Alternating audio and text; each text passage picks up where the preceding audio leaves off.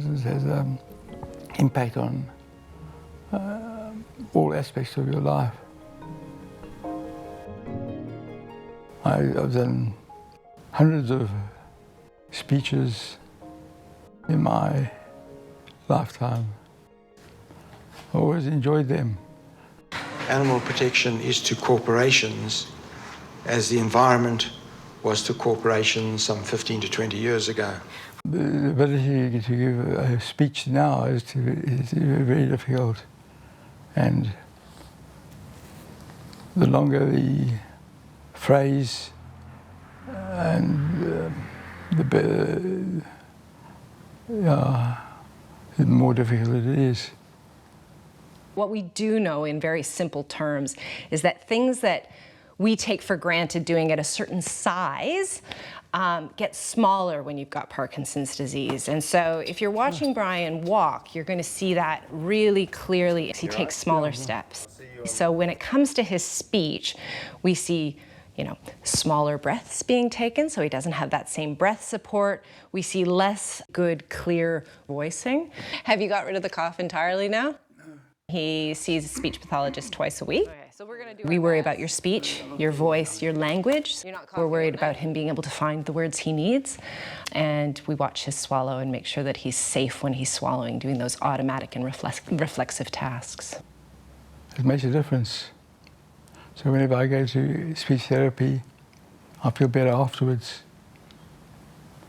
And I feel better making sounds than not making sounds. Try to get your shoulders nice and relaxed, and remember to use your diaphragm to breathe in. Yep. Yeah, it's difficult to breathe at times. I'm breathing shallow.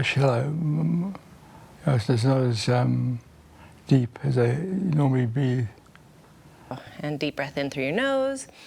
Brian often complains about feeling as though he's out of breath. So we always, because breath is such an important part of our session, we want to get him to bring his attention back to breathing, to take those deep breaths so he starts off with, you know, some oxygen in his blood.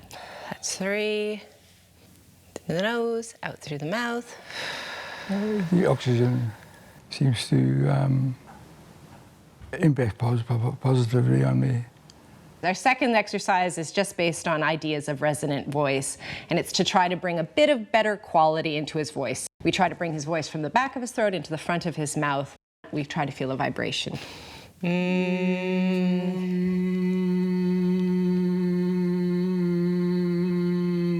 Good. The third task we did is what we call long ahs. This time we're going to focus on being loud and doing a nice clear ah.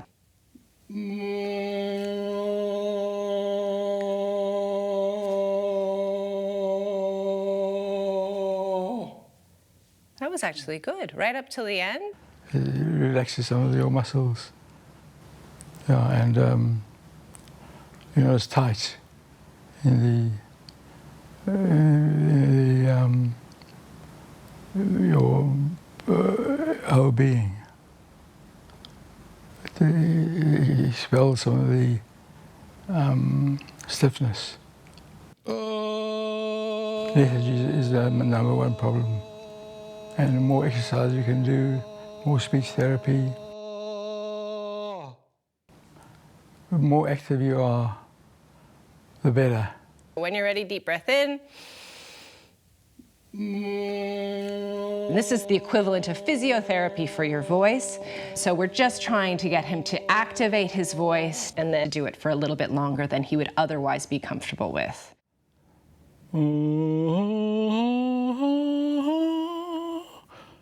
And you're going downward.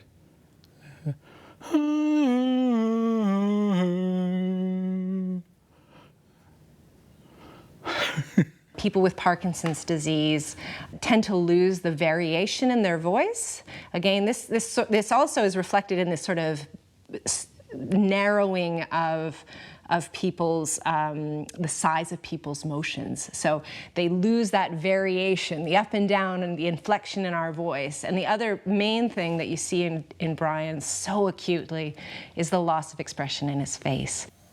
We're gonna go down. Ah, ah, The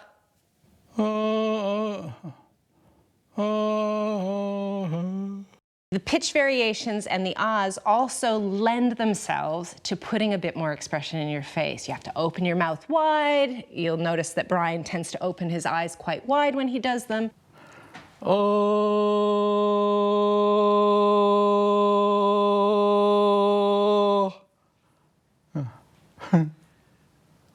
It's enjoyable, yeah, because you're being active.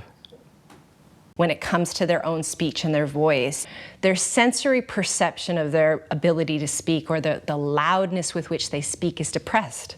And so Brian will think that he's speaking quite loudly or that he's speaking at a normal loudness, but in fact, he's really, really quiet. So these are really simple day-to-day things to say. So what are we going to try to do when we say them? Be loud. Have a great day. Good. Let's go for a walk. Good. Remember to slow it down. Say each word purposefully. I need a favor. Good. Will you help me? If I have to do something in need, I need to shout it out. Just to sound normal. It's frightening at times when you want to say something and no one can hear you. And it's difficult to have a conversation if you have to be shouting at someone and they don't hear you shouting. They hear you, yeah. Are we there yet? Congratulations to me. That was much better. But it's quite typical of people with Parkinson's to think that their partner has a hearing problem. They don't understand that they're speaking quieter than most people. Okay, I've got some new cards today. Have you got your thinking cap on? We also see the difficulties he has finding sometimes just basic words. No, it's a handicap.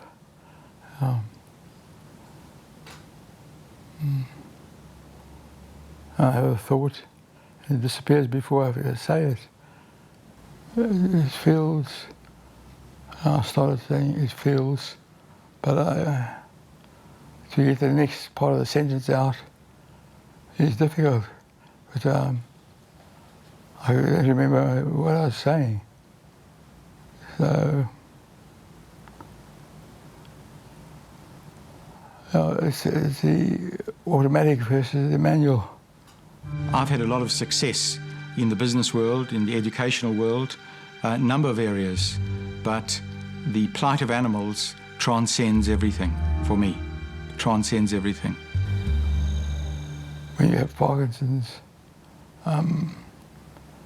the part of the automatic response is slow, and you need to go into manual. As I'm talking now, I've got to think what I want to say, as opposed to just saying it. Oh, okay. There's your favorite category. 3 of those. Hearing speech. Always number 1. Lying. Excellent. So when we're doing those word cards, you can see that in the past, he would have had no problem rhyming off 3 movies. Tracks. Excellent. As a speech pathologist, I'm wanting to keep those connections, keep him being able to make the connections between the words he needs and the words that he's starting to lose. Okay, so 3 kinds of tree. Nice and loud? Willow tree. Good.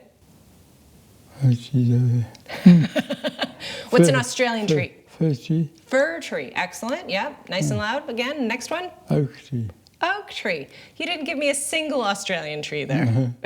When I'm doing that task with him in today's therapy, though, I'm actually working at another goal, which is getting him to be able to think and speak loudly at the same time. You know, it's very difficult for him to do 2 things at once as a general principle.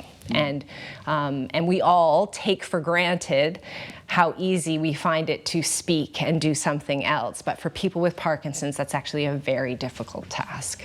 You know, a board meeting or something, you aren't able to participate in the conversation to any extent.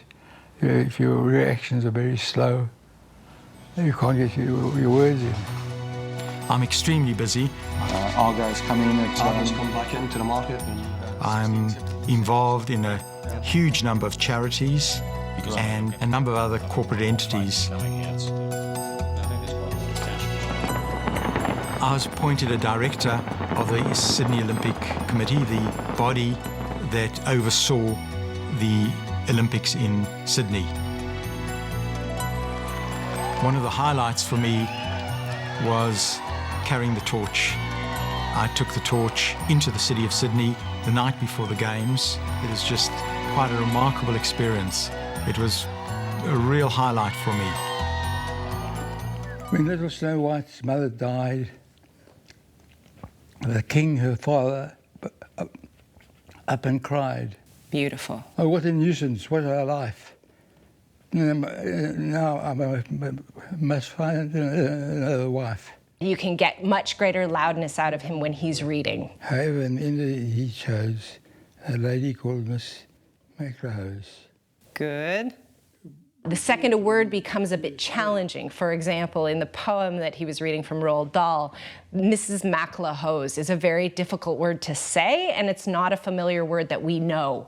And you'll watch as his volume goes down because he's actually processing that, and so he's not able to think as intentionally. The rest of the poem he does quite well with. For instance, if you were to say, Mother, what's for lunch today? The thing you would answer, twice. There's scrambled eggs and rice. Those exercises also have an additional value for Brian in that they're exercising the very same muscles that protect your airways. So we want to make sure that we're keeping those muscles really strong so that they can close really firmly, so that when he takes that swallow that he's starting to have some real difficulty with, his airway's protected. I found some nectar, Brian. Right, great. On the maximum dosage, at 8:30 in the morning. 11 o'clock, 1:30, 4:30, 6:30. You give you ability to do things that you can't do when you don't have the pills. If you don't have the pills, you feel really yick.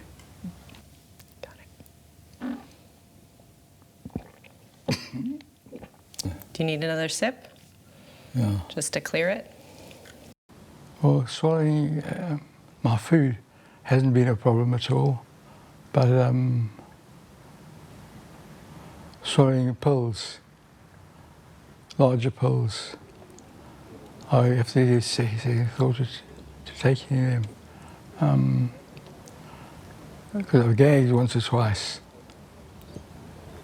and the big pills are difficult. But food hasn't been a problem. We work on maintenance with Brian. So we're trying to keep him at a level and to minimize the loss of language, the loss of speech, and the loss of voice. Good work today. Getting him to really focus on what he's doing so that when he needs to speak, he can. And when it's important to him that he's able to rise to the occasion.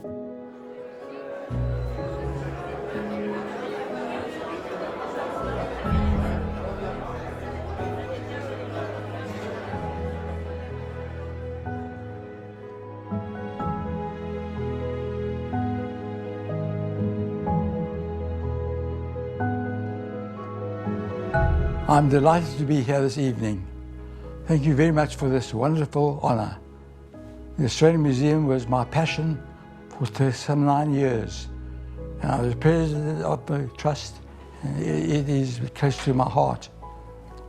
Within every speech I gave at the museum, there were new words I had to learn and stumble over. I battled my way through melanchology, malachite, and mammalogy, let alone ichthyology, herpetology, and ornithology. And I thank the stars, the people who were more interested in my financial acumen than my pronunciation. And thank you all for being here tonight. This is truly an honour.